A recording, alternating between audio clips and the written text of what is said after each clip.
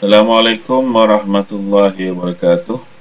Kali ini kita akan tengok pula subtopik 9.6, masih lagi di bawah bab bumi. Jadi untuk subtopik 9.6 ini kita akan tengok sumber bumi dan juga geologi gunaan.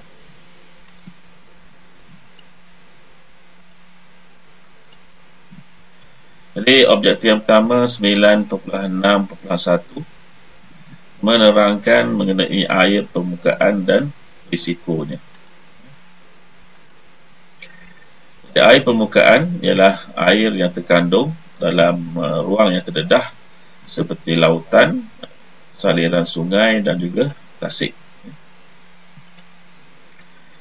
Air permukaan menghadapi risiko seperti berikut. Yang pertama, ianya terdedah kepada pencemaran akibat daripada aktiviti manusia dan haiwan. Yang kedua, terganggu oleh perubahan cuaca dan iklim. Contohnya paras air tasik menurun pada musim kemarau akan menjejaskan bekalan air awam. Seterusnya 9.6.2 kita akan tengok menerangkan air bawah tanah dari segi kepentingan dan risikonya. Contohlah air bawah tanah, air dan diambil daripada perigi.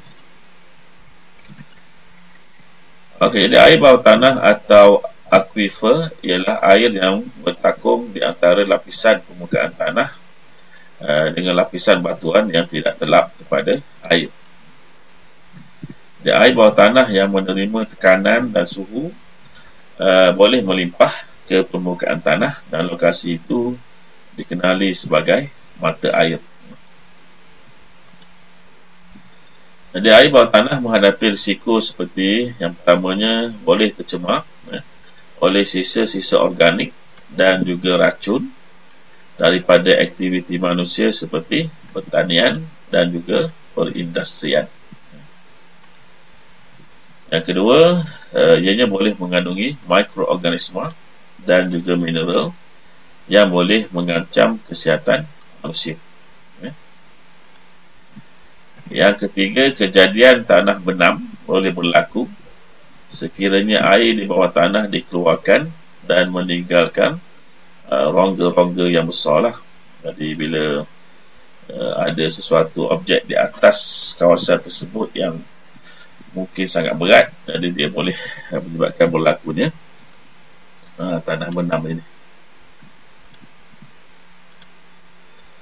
Sebenarnya kita tengok subtopik 9.6 objektif 9.6.3 berkomunikasi mengenai mineral ekonomi. Jadi mineral ekonomi terdiri daripada mineral logam, mineral bukan logam dan juga mineral nadir bumi. Mineral ekonomi ialah bahan bukan organik yang wujud secara semula jadi pada kerak bumi.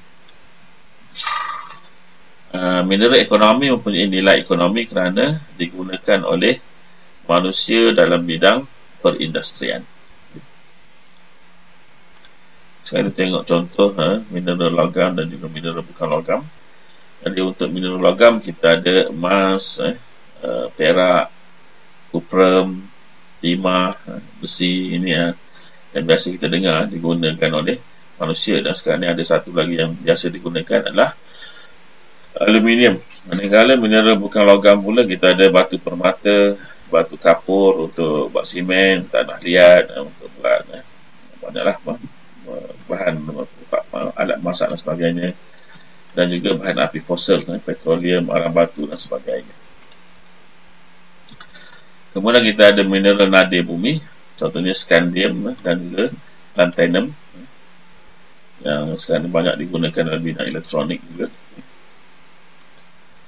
Jadi seterusnya kita tengok pula objektif 9.6.4 menerangkan pembentukan petroleum dan juga arang batu.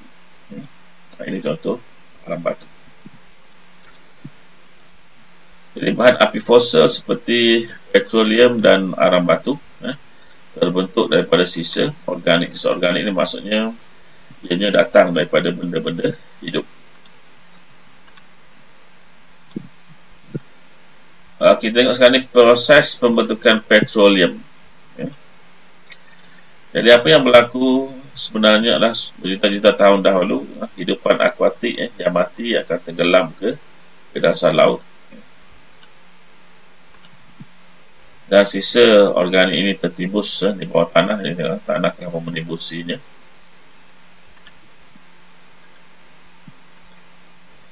Kemudian selepas berjuta-juta tahun, tekanan dan juga suhu yang tinggi menukarkan rebutan sisa organik itu kepada bahan dinamakan sebagai petroleum.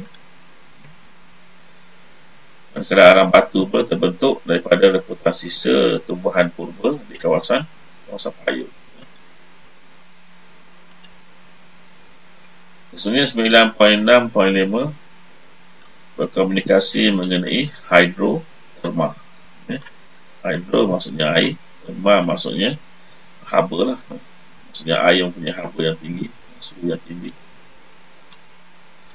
Hidroterma, hydro membawa masuk air, therma membawa masuk haba, merupakan tindak balas antara air dengan haba di bawah tanah. Air yang terlampau panas ini berupaya melarutkan mineral ekonomi yang terperangkap di dalam batuan. Dan di bawah tekanan yang tinggi, air itu dipaksa keluar dengan membawa mineral ekonomi yang terlarut di dalamnya. Itu kemas. Jadi setelah air itu sejuk, meledakan logam yang terbentuk di permukaan bumi menjadi tapak untuk pelombongan. Dan prospek yang cerah dijangkakan kerana produktiviti pelombongan mineral yang sebelum ini jarang ditemui di permukaan bumi dapat dipertingkatkan. Jadi kaedah yang sama telah digunakan juga oleh manusia. Steam yang terlampau panas dipumpkan ke bawah tanah untuk melarutkan pasir minyak yang tertanam di bawah tanah.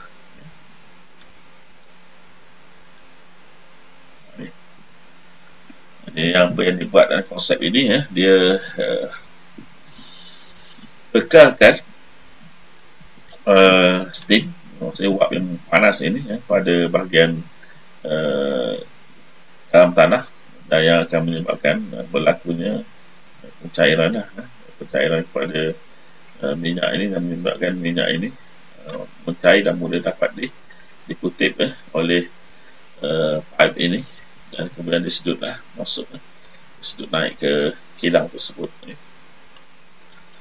Jadi sebelum adanya kaedah ini difikirkan mustahil untuk mendapatkan galian tersebut. Perkembangan pesat dalam bidang ini telah memberikan impak yang besar kepada harga petroleum di antarabangsa lah. Sesungguhnya kita tengok pula objektif 9.6.6 menyelesaikan masalah kesan buruk daripada aktiviti manusia yang tidak dirancang dengan baik kepada semua kehidupan bumi. Ini antaranya contoh rhinoceros ataupun badak sumbu yang antara merupakan haiwan yang hampir pupus, endangered spesies, haiwan yang menghadapi kemungkinan kepupusan.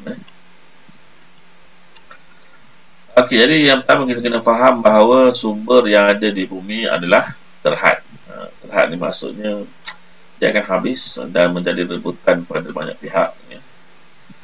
Peningkatan populasi manusia, terutamanya tempoh 100 tahun yang terdekat ini, telah meninggalkan kesan-kesan buruk. Contohnya apa? Yang pertama, menyebabkan berlakunya kepupusan spesies hidupan. Kemudian kemusnahan alam sekitar, kerana untuk membekalkan bekalan yang mencukupi kepada populasi manusia yang semakin meningkat ini, maka manusia akan mencari lebih banyak sumber makanan, dan untuk membina rumah yang banyak mereka akan, atau kilang yang banyak mereka akan musnahkan alam sekitar untuk bina rumah, bangunan, industri dan sebagainya. Yang ketiga, keseimbangan ekosistem dan siratan makanan yang terganggu. Sebab kita faham siratan makanan ni dia terdiri daripada rantai makanan. Maksudnya ada banyak komponen-komponen organisma yang terlibat. Kalau kita musnahkan satu komponen, maka yang lain juga boleh musnah. Dan yang keempat, kejadian bencana alam yang semakin kerap. Semakin kerap mungkin kerana gangguan pada ekosistem juga sebenarnya. Okey, oleh itu pengeksploitasian sumber bumi hendaklah dilakukan secara terancam. Jangan hentam promo sahaja, kerana ia boleh mengganggu keseimbangan alam sekitar. Dan yang kedua, tindakan yang sewajarnya hendaklah diambil segera